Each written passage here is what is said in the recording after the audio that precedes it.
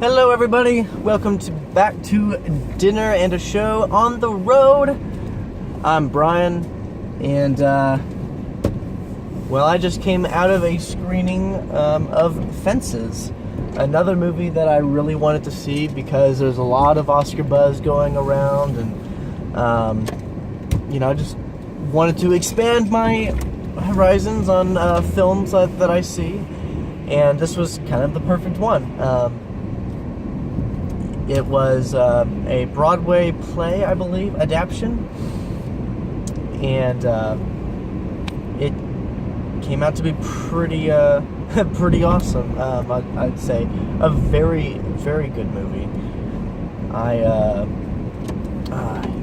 It was directed by Denzel Washington, which I forgot about. Although I think the guy who wrote the play wrote the screenplay as well. So I don't think he had any writing credits for it. But I think the main characters were Denzel Washington as Troy and Viola Davis, who plays his wife Rose. And it's a very difficult film to describe plot-wise because I don't know. It's it's just kind of interesting. It's not as clear-cut as, say, La La Land, where, it's like two aspiring, dreamers, have to come to the conclusion that their dreams are starting to come true. Their hard work is starting to pay off, and they have to choose whether or not, they want to continue their relationship. Just one aspect of that. Whereas here, we kind of see the breakdown of Troy's family. He has it all. He's doing great. He loves his wife. His wife loves him. He's got kids that aren't in jail. One of them is kind of a beat down, or he's not a beat down. He just has a hard time finding a job. He loves music and stuff, and he just can't imagine himself doing other types of work that could get him money, but he'd be miserable at it. And then you have the younger son. I wish I knew the people that were involved in that, or the full cast. I just know Denzel and Viola. I'm sorry. But their youngest son, he wants to be a football player. And there's a lot of conflict in the movie. Because Denzel, he felt like, it was because of his race that he had a disadvantage, and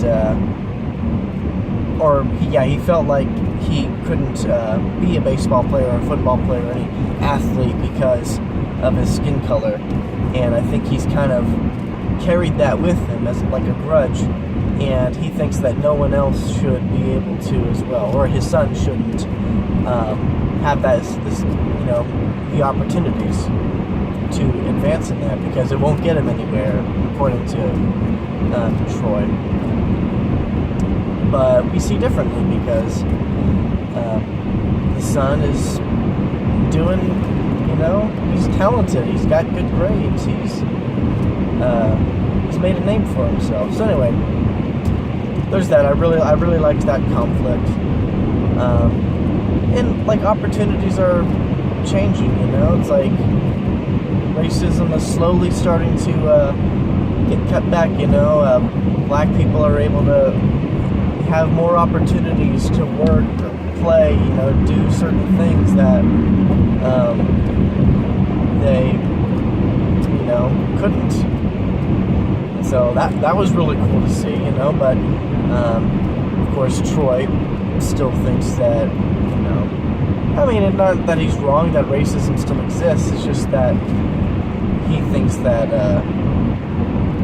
no one should have the same, should be able to excel when he couldn't. He's kind of still stuck in that mindset. I thought the performances were great. I think it was true that Denzel and Viola, they pretty much pulled out all the stops, and they gave up some of the best performances I've ever seen them do. Now, honest to God, I've only seen... I mean, Viola's pretty much good in anything that she's in. She was great in, heck, Suicide Squad, you know? And even though I thought it was alright, it was still, you know... I mean, she was probably one of the best characters in that movie. Yeah, she wasn't in that a lot. So anyway, she's really good, but no, she nailed it. She nailed it as the mom, maybe, because something comes up in the film that just rips her apart, and we just see that emotion just like seep out. You know, those 18 years of marriage, you know, just are on the line.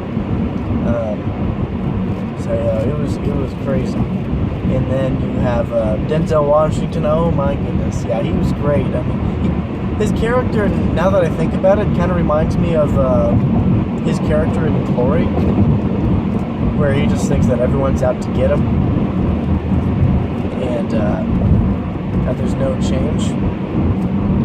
But there is, and I think that's what makes it great.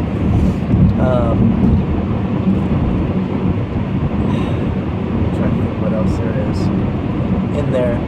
Very small cast, I'd say. I mean, you have a few extras. You have I want to say it's Uncle Gabe. Uncle Gabe. I think there's Bono or something like that. There's like a co-worker of Troy's at the garbage dump. You have, you know, Rose, and you have the two sons. You have another character that I'm not going to spoil. Yeah, I mean, that's pretty much it. I mean, this was a play, and I thought they did a great job with how adapting this play into a movie. I mean, usually they don't translate that well, because, you know, I mean, from a set on a stage to a set in a movie where there's a lot more. I mean, I don't know, it just hasn't worked out a lot of the times. This movie also reminded me of 12 Angry Men, and I'll tell you why. It's because of the dialogue in there. The dialogue is just so rich, so smart. I mean, man, it's like if I dozed off or anything like that, then I'd miss a good chunk of the movie. I probably would have lost some development. And that, I mean, that's kind of how that's sort of how they do exposition in there. I mean, they just do smart dialogue, but it's in like conversations, and like, and it's just like so casual. It's like, I really applaud filmmakers and writers who are able to put exposition in a movie in a natural way, because I mean, we just see it all the time, you know. Exposition, it's necessary, but it can be done really bad. One of my favorite examples is Karate Kid 4 with Hilary Swank. I mean, her character basically yells out her exposition. And it's like, my parents died in a car crash. To the stepmom or whoever. I mean, it's just really bad. And then I'm not saying that these were bad, but I mean, you can definitely tell. It's like, oh, exposition. Rogue One, you know, that just came out.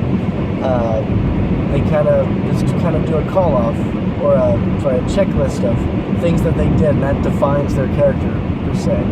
So like K2SO, he introduces himself to Jyn Erso. I'm K2SO. I'm an Imperial reprogrammed droid, you know, something like that. And then you have, you know, Bodhi, I think that's his name, the Imperial pilot. He's like, I defected, you know.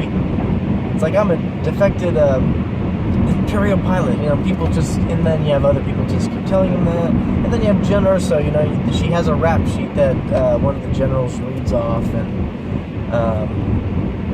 it's like, oh yeah, your father's Galen Erso. Yeah, he made the Death Star. I mean, so like, there's that dialogue, you know, and so it's not like bad, but it's obvious.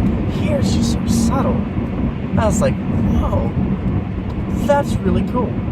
because like there was a point where like one of the older sons was arguing with his, with Troy about just getting $10 for just for the week, and he was gonna pay him back. He just needed $10 right now, and so Troy said something along the lines of, it's like, your mother just sure raised you something else. He's like, I know I didn't raise you like that. And he's like, no, you didn't, because you weren't there. I was like, oh. I was like, oh, wow. It was, I don't know. I don't know what it was, but that exposition, I really, really enjoyed it. And the fence is a big metaphor. It's like keeping people out or keeping people in. So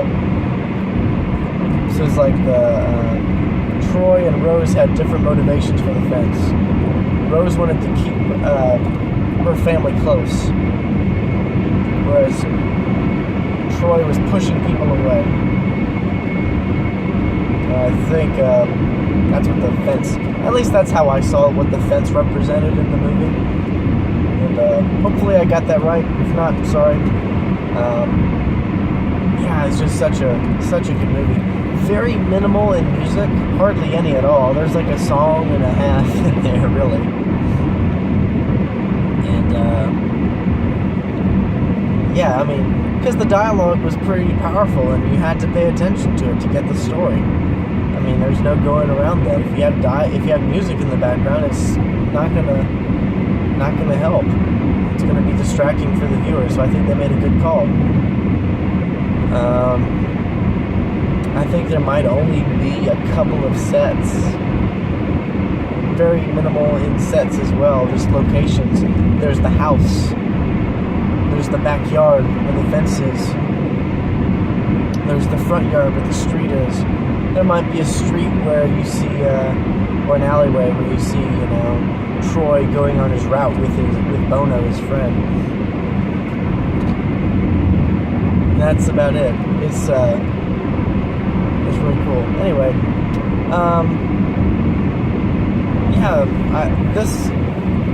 I think this also goes up there on my top films for the year.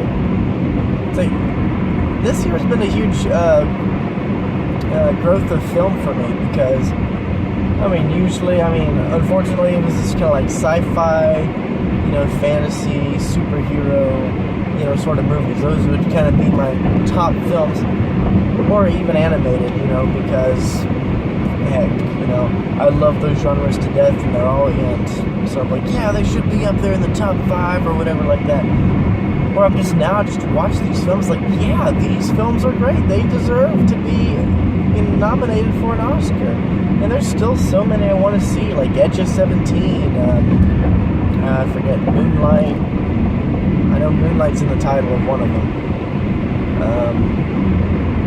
Sing Street, I think that was another one. And there's just all these small movies that came out, and I'm just like, man, I would like to watch these and just see how they are. So, anyway, I'm going to give it a secret handshake. Definitely a great movie. Still think Arrival, La La Land, and Hacksaw Ridge are up there, or still are in my top 3, not in any order. This would be number 4 at least, and then Loving, I would say number 5. At least for all the films I think are going to be nominated for an Oscar. Oscars are crazy. Anyway, I'm rambling on now, so sorry about that. I'm Brian, and until next time, see you at the movies.